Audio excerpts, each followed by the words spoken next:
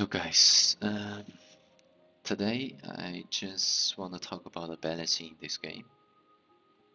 Um, to be fair, the balancing patch is around the corner. I think it's time to talk about it. Um, in this game, my honest opinion, I don't think Smelgate will ever make a balanced game. And to be fair, I'm not surprised at all. Look at all the other MMOs. There's not a single MMO that's actually balanced. The only one that came close to balanced is, I think it's Final Fantasy 14 when it comes to raid content. Even there are patches you know certain class just do way more damage than the others. And let's just start with your personal damage. And your personal damage based on a lot of things. If I open my character, the first thing you see is your item level. That definitely affects your damage output. Your item quality, your gear quality, and your accessories, the quality of your accessories, and the quality of your accessories also based on your engraving, which you are using, and also the set bonus. Most of player in endgame are all full level 3 set, of course, and the gems you are using. How many damage gem do you have for your character? Is your character, is your class 7 damage gem, or is your class 6 damage gem, or is a transformation class with 1 damage gem? That also affects your damage output. And your card set, of course, do you have LS 30, but also the books from your card? How many percentage your damage, let's say demon damage.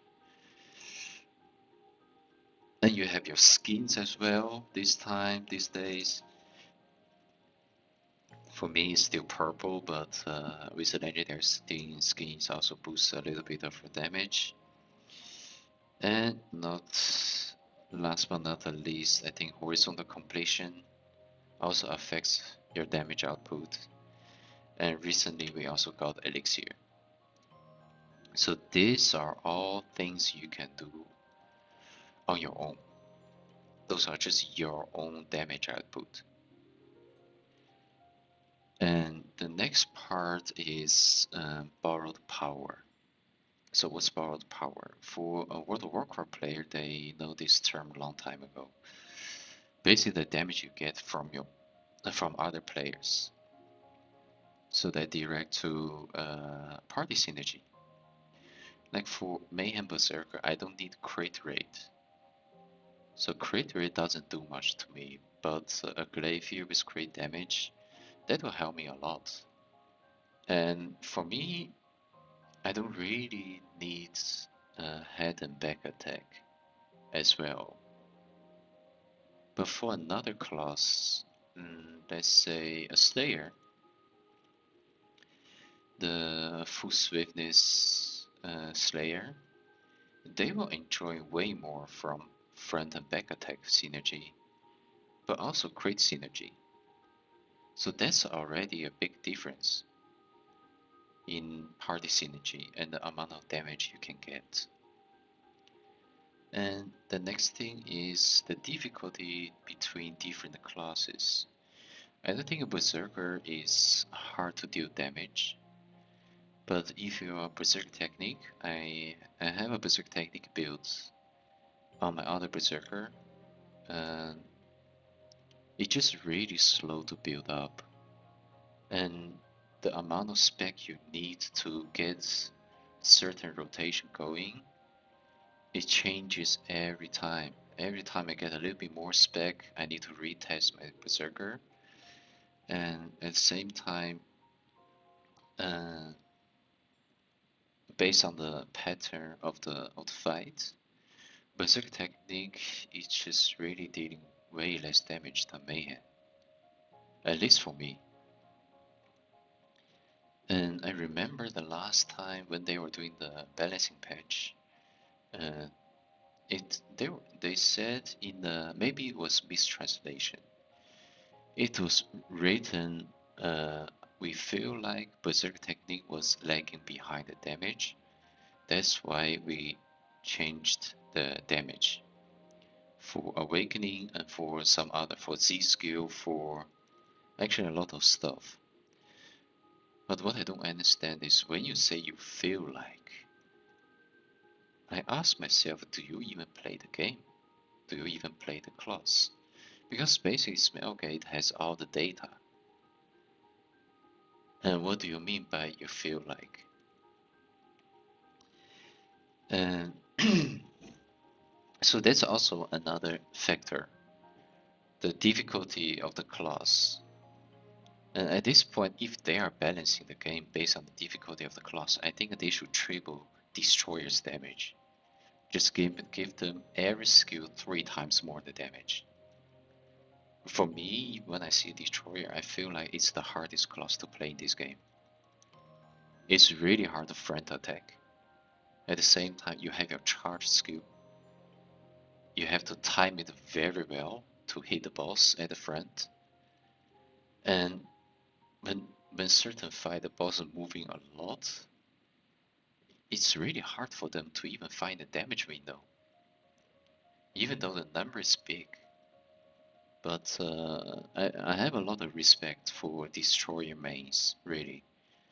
If they are still playing this game as a Destroyer main since release, I have a lot of respect for you. And the next point is, I don't know if they are balancing the game based on farm content or a proc content. Yeah, because those things require 2 different skill sets. When you're progging, you're probably gonna play as safe as possible, especially for the KR players. They have to blind prog every raid, every new raid. For us, it's already written in the book. A majority of player, they will just look at the guide, how everything works, and copy paste exactly what's been told, and that's it. And just repeat the process. And I know there's a lot of some players. I think there are still some players that prefer blind prog, but I think for the majority, most of players just watching guide and copy paste to the raid. So I don't know if they balance the game based on farm content or prog. Because when it's farm content, you probably already outgear the content at least a little bit. So you can take a little bit more chip damage. And for certain class, let's say artillerist, they probably can just stay in their turret forever and having 100% uptime. I mean, how are you gonna balance in the game? And last but not least, I think that's the most important thing. The most important damage boost in this game is a support, man. I hate to say it, but support, they made support too important, man. A good and bad support difference in damage is insane. A good support can boost my damage 35 to 40%.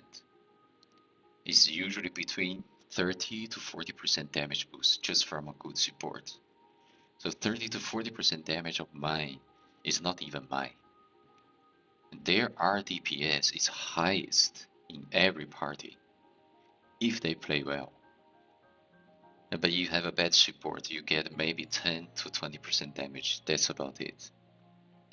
Like the moment I lose my Nightmare magic addiction, I lose 24% damage just straight away for God knows how long, how many seconds. But if you have a good support, you will never lose it. And at the same time, you get even more damage boost if they know the DPS window well. And somehow, man, Smelgate just like to boost the support, make support too important, man. And I think that's the biggest damage boost in every party. A good support. So with all this factor, all this matrix in this game, I don't believe Smelgate will ever make this game ever balanced at all. It will never be balanced. And if I look at the release schedule of new classes, start from Slayer and Aeromancer, and then now we get Soul Eater.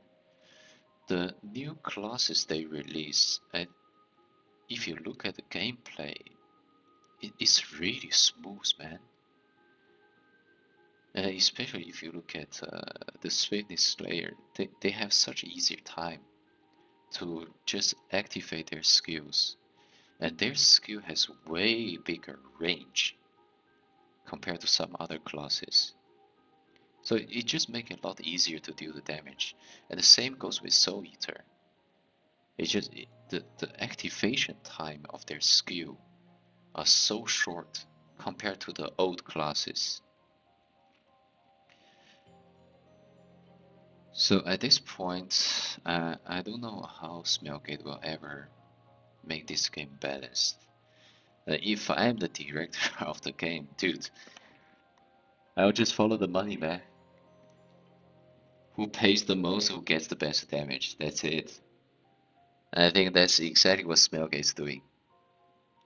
If you want to sell a new class, you're gonna make them Giga strong. Otherwise, people have already invested so much into the other classes, there's no reason to play the new one. And but uh, but yeah, that's my take on balancing of this game. In the end, I think the game will never be balanced. I don't expect the game to be balanced.